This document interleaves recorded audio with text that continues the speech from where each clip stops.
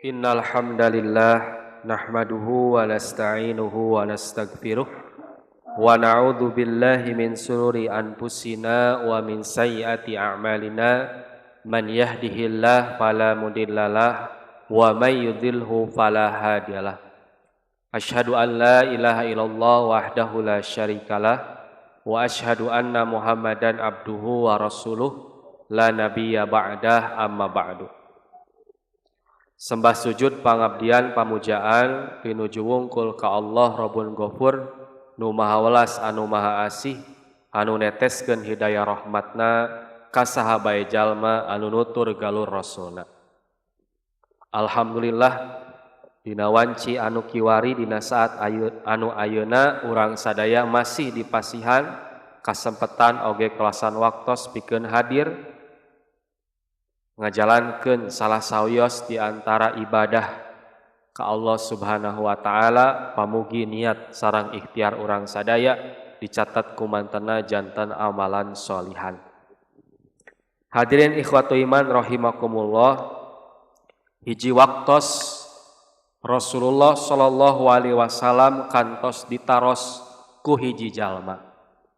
Saur eta jalma teh, ya Rasulullah ayyun nasi khairun.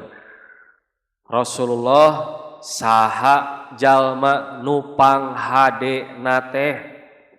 Qala maka Rasul ngawalar man tola umuruhu wa hasuna amaluhu. Jalma nupang hade nateh nyaeta jalma nu panjang yuswana oge sae amalna. Lajeng jalma eta teh naros deui wa ayyun nasi syarrun, sarta saha jalma nupang gorengna. Maka Rasulullah ngawaler man tola umuruhu wa syarru amaluhu. Jalma nupang goreng nateh jalma nu dibere umur panjang tapi beki koloteh lain beki soleh, tapi beki begog. Dugika aya istilah kokolot begog gitu. Margi dipasihan jatah yuswa ku Allah teh syarrun amaluhu. Atanapina hadis nu sanes sa'a amaluhu. Amalna teh awon kacida. Padahal geus katelah aki-aki 7 mulut. Gitu nya 7 mulut. Nah, naon pangna sim kuring nguningakeun hadis eta? Sim kuring bade negeskeun rehna urang sadaya teh jaga pasti lebet surga. Pasti, Pak. Tapi nu teu acan pasti mah naon? Naha lebet langsung atanapi transit gitu. Nyimpang heula ka neraka. Makana urang ngadoa, Rabbana atina fid dunya hasanah wa fil akhirati hasanah wa qina adzabannar. Margi teu acan pasti. Nah, kitunya jalma teh lebet surga langsung. Andai kata urang sadaya teh lebet surga langsung, pan surga teh saur Nabi aya 100 derajat, 100 tingkat. Tah tina 100 tingkat teh nu nangtoskeun urang tingkat mana? Nyaeta naon? Amal soleh. Kan Ustadz cenah tidak akan masuk surga seseorang karena amal soleh. Betul, masuk surga itu karena ridho Allah. Tapi Allah tidak akan memberikan ridhonya kecuali lewat jalur amal soleh. Nah, gitunya. Sakumaha diuningakeun ku Allah dina surah Al-An'am ayat 132. A'udzubillahi minasyaitonirrajim. Walikulli darajatun mimma amilu. Jeung tiap-tiap jalma ngengengkeun darajat-darajat anu saimbang mimma amilu tina naon bae nu maranehanana kerjakeun. Tah kumargi tolak ukur derajat urang di surga teh anu satu tingkat ke tingkat yang lain seperti langit dan bumi adalah amal soleh. Dan amal soleh tidak akan bisa kita lakukan kecuali kita diberi usia. Nah, makana umur usia teh mangrupikeun anugerah ti Allah Subhanahu wa ta'ala. Kusabab jatah yuswa eta teh Allah masihan kasempetan ka urang sadaya sangkan tiasa ngalaksanakeun amal soleh, sangkan tiasa tobat. Nah, maka diantawis hadis anu niatan rehna amal soleh teh jadi tolak ukur derajat di surga, aya hadis anu lumayan panjang nu diriwayatkeun ku Imam Ahmad ti sahabat Thalhah bin Ubaidillah anu kilang langkung sapertos kieu hartosna.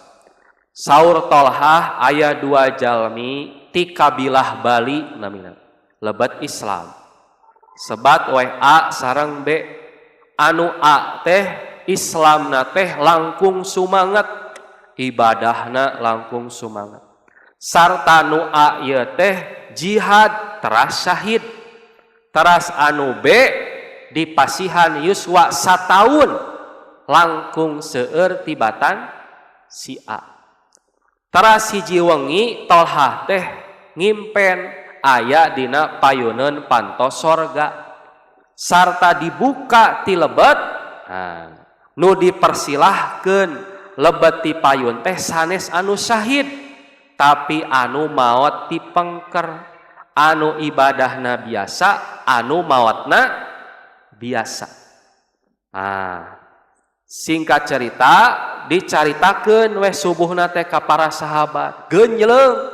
Nah cenah jalmi nu sumanget ibadah anu syahid di medan perang tapi lebet surgana terakhir paneuri. Dugi ka Rasulullah. Saur Rasul kunaon aranjeun bet aneh panjalma nu terakhir maot teh dipasihan yuswa sataun langkung panjang. Tah sataun eta teh dianggo ku eta jalma teh ibadah di bulan Ramadan, seueur sujud dina raraga salat sunnah, seueur nahan lapar dina raraga saum sunnah, seueur silaturahmi. Maka derajat eta jalma jeung anu sahid teh ibarat langit jeung bumi. Tah ieu teh negeskeun ka urang sadaya hadirin ikhwatu iman, rehna jatah yuswa nu ku Allah pasihkeun ka urang sadaya teh menentukan derajat kita di surga. Apalagi komo deui saupami urang maos hadis Nabi anu diriwayatkeun ku Imam Ibnu Majah, a'maru ummati baina sitina ila sab'ina. Umur umat kaula teh antawis 60 nepi ka 70. Wa aqallu man yajuzu zalika sarta saeutik anu leuwih ti 70. Saha Pak? Prabowo, Xi Jinping, Vladimir Putin, Ali Khamenei, Donald Trump, Mahathir Muhammad. Sadayana di atas 70 jati ayeuna teh dunia dipimpin ku saha? Ku aki-aki. Yang menentukan 100 tahun anak cucu kita nanti. Lamun si aki-aki eta punung, wah geus eta perang dunia ketiga. Gitu ya. Nah, terakhir hadirin saupami orang betot karena konteks Ramadan, maka jatah usia orang nu 70 teh lamun dipereut meureun ibadahna teh sabaraha taun. Tah maka Ramadan teh janten momentum kangge urang pikeun ningkatkeun, pikeun ngarebokeun amal urang sadaya margi urang teterang naha Ramadan payun teh pasti dipasihan jatah yuswa atanapi henteu. Ku kituna waktos urang di dunia teh teu lami, waktos di dunia teh mung sakedap.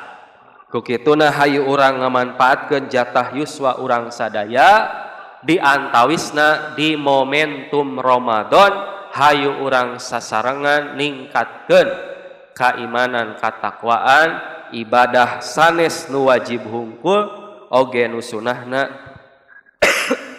hayu urang lakonan kalayan imanan wahtisaban mugia urang sadaya ngengengkeun magpiroh ti mantena tug dugi ka urang maot dina kayaan husnul khotimah.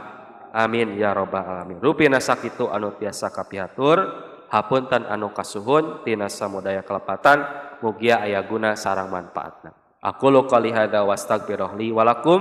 Wassalamu alaikum warahmatullahi wabarakatuh.